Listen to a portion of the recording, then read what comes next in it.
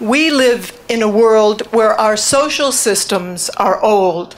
Our language is old. The way we acquire goods and services is outdated. Our cities are detrimental to our health, chaotic, and a tremendous waste of energy and resources. And our politicians do not provide a way out of these problems. In other words, they do not serve us. But our technology is racing forward. We're trying to adjust to the rapid advances in technology with obsolete values that no longer work in our technological age. What is needed is a change in our sense of direction and purpose, an alternative vision for a sustainable new world civilization unlike anything in the past. This is what we are presenting here, and we call it the Venus Project. And the activist arm, organized by Peter Joseph, is called the Zeitgeist Movement. When I refer to sustainability, I'm not referring to sustainability for the banks, the corporations, or the obsolete social system that we live under. By sustainability, I mean the well-being of all people in a new system that would help bring them to their highest potential while protecting and preserving the environment. What I'm talking about is intelligently managing Earth's resources by using the methods of science to organize and manage society. I'm not referring to scientists running things, but the methods of science applied to the way we live and achieve a more humane society for all. Almost everyone prefers using scientific means when it comes to surgery, the building of aircraft, skyscrapers, bridges, and automobiles. Over the centuries, we've developed a consensus that when it comes to matters of personal safety, we choose science and technology rather than primitive belief systems or politics because science has been proven to work. Then why don't we use scientific scales of performance when it comes to planning our societies or our cities, transportation systems, healthcare, and so on? If science has a lot to do with what works, then clearly there's much about today's social and economic systems that are not scientific, because things aren't working very well for the majority of the world's people and the environment. If they were, war, poverty, hunger, homelessness, and pollution would have been solved long ago. Unfortunately, our social structures evolved when there was no overall global planning or an understanding of what shapes human behavior, and these are not being considered today. The Venus Project, on the other hand, wants to apply an intelligent method of planning for planetary survival. If we don't apply the scientific method to the way we live, unnecessary human suffering will continue. We have the technological ability and the resources to feed, house, and educate everyone on the planet. But our practice of rationing resources through monetary methods never provided the means to do so. Then how do we ever begin to solve our problems using the methods of the monetary system that we all live under? The use of money is hardly ever examined, but let's consider it, along with how much it influences our behavior and our values. Money itself doesn't have any value at all. There's no gold or anything to back it up. It's just a picture on a cheap piece of paper with an agreement amongst people as to what it will buy. And I would say a forced agreement because we really don't determine the prices of things.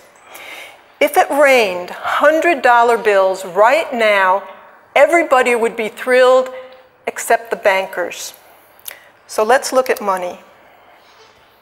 Money is just an interference factor between what you want and what you're able to get. People think in terms of wanting a job, to get the money, to fulfill their needs. But if they really thought about it, it's not the job that they want or the money, but they want access to the necessities of life. The use of money results in social stratification and elitism. They say in America that people are equal, that everyone is equal. But most people don't drive the kind of car they like or live in the kind of house they want. They buy what they can afford. Many cultures tell their people they are free, but one is really as free as their purchasing power. Watch out when some people tell you that they're free, when the countries and the politicians tell you that you're free. If you really were free, they wouldn't have to tell you. How can someone have freedom when they can't buy the best medical care or education for their children? Most people are slaves to jobs that they don't really like, only because they need the money. Many laws are enacted for the benefit of corporations that have the money, that can persuade government officials to make laws to serve their own self-interests. People say that the monetary system produces incentive. This may be true to a limited extent, but it also produces greed, corruption, war, poverty, and tremendous unnecessary human suffering. We really have to look at the entire picture. The monetary system is based on artificial scarcity. For example, food products are sometimes destroyed just to keep the prices up. There's an enormous waste of energy and resources as a result of frequent superficial design changes in order to have a continuous market. This is really evident in the fashion industry. You can be assured if the fashion style for the skirts are up here, the next year they'll be down to your ankles. Our system is based on the need to continuously buy, so you're never in fashion in regards to clothing. You and I are merely consumers in this system. There's also a tremendous environmental degradation due to the higher costs of more appropriate waste disposal. In other words, the earth is being plundered for profit. The recent oil spill in the Gulf of Mexico is a really good example of this. But one of the greatest waste of resources and lives is the military. How shameful that it's one of our biggest industries, second to our banking systems. And the armament industry makes their living off of arming all sides. They have no loyalty to anything or anybody other than the need to make money. It's really little understood just how much our values are shaped by the monetary system.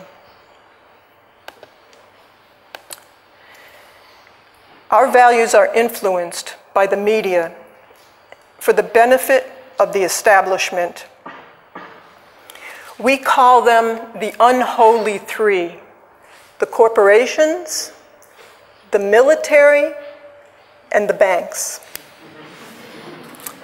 Not everybody gets that. For the most part, they determined the public agenda to serve their own narrow self-interests. They perpetuate the illusion that society's values are determined from the ground up, and they do this through notions and empty words such as freedom, democracy, and patriotism. What we have all over the world is managed news. They produce the books, the newspapers, the TV shows, the movies, the entertainment, the education, which in turn helps to shape our values and our behavior. In other words, we have an established society that works for just a very little amount of people. It works for just a few. And they influence our values and behavior to keep things as they are. Most important, though, when the corporation's bottom line is profit, all decisions are made not for the benefit of you and I or the environment, but primarily for the acquisition of wealth, property, and power.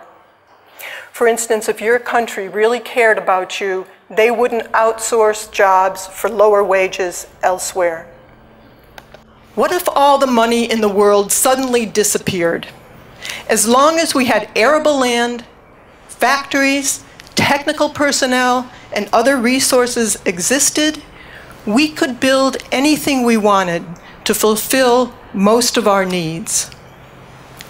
The Venus Project advocates that with today's ingenuity, we could easily overcome scarcity, which is the cause of most of our problems, such as war, corruption, and aberrant behavior. We could accomplish this through implementing a resource-based economy. This is a very different concept than anything that's gone before. It has nothing to do with socialism, communism, capitalism, or fascism. To put it simply, a resource-based economy uses resources rather than money, and all people have access to their needs without the use of money, credit, barter, taxation, or any other form of debt or servitude. All the Earth's resources are held as the common heritage of all the Earth's people. The real wealth of any nation is not its money, but its resources and the people who are working toward eliminating scarcity for a more humane society for all. If this is still confusing to you, consider this. If a group of people were stranded on an island with gold, money, and diamonds, but the island had no arable land, no fish, no clean water, their wealth would be irrelevant to their survival. Money is not what people need. Rather, it's the access to the necessities of life. In a resource-based economy, resources are used directly to enhance the lives of all the world's people. If we managed our resources wisely, we could easily produce the necessities of life and provide a very high standard of living for everyone. This may be hard to believe, but even the wealthiest of today would have a much higher standard of living within a resource-based economy. When science and technology are unleashed into society directly to improve people's lives without the restrictions of money and the marketplace or patents, we could then begin to know the real meaning of spirituality. Today, it's a verbal hobby, I'm afraid. In a resource-based economy, children would be taught to be problem solvers instead of the parasitic professions that the monetary system produces. These professions do not contribute anything to the well-being of people. These would be fields such as advertising. You don't need it when you eliminate or surpass the need for money. And insurance, and sale and real estate, and law, banking, politics, stockbrokers, and sales, just to name a few. I hope I haven't disturbed too many people here with that. When all the Earth's resources are shared, there would be no need for the military. This savage profession could easily be surpassed in a resource-based economy. These people are trained merely to be killing machines, to support the establishment's directions. How wonderful it would be if they were trained to be problem solvers and sent back to school and taught how to bridge the difference between nations without violence. When all the Earth's resources are managed and shared as the common heritage of all the world's people, the artificial barriers that separate nations would no longer be necessary. Invasion of countries purely for resource theft would be a thing of the past. And that's really why we invade other countries. It's not to bring democracy and freedom, as they tell us in the United States, but it's to get resources, cheap labor, or access to strategic locations. In a resource-based economy, instead of fighting one another for scarce resources, people will be working towards problem solving and problems that are common to everyone. People would be working in this highly automated system, but they'd be working at things that are threatening to all of us, such as tsunamis, or heart disease, or cystic fibrosis, or earthquakes, and things of this nature. Remember that almost every new concept was ridiculed and rejected and laughed at when presented, especially from the experts of the times. All new ideas for social betterment, including women's rights, black rights, and child labor, have always been met with great resistance. During the time of the Wright brothers, the distinguished scientists of the times were writing books exclaiming why man can't fly. The Wright brothers didn't read their books and went right ahead and built the flying machine. When science is applied with human and environmental concern to the way we live, we can easily create abundance for all. We will eventually understand that most crimes that fill our jails are a result of the need to acquire money and property in an age of often contrived scarcity of the monetary system. Children will look back and wonder why we couldn't see the limitations of this obscene system. Being civilized is an ongoing process. There are no utopias, and there are no final frontiers. You can never create the best laptop. That's the same scenario with our social designs. All things change and are in a constant and continuous process of social evolution. Those countries that try and freeze things and keep things as they are, they will be surpassed. Thank you.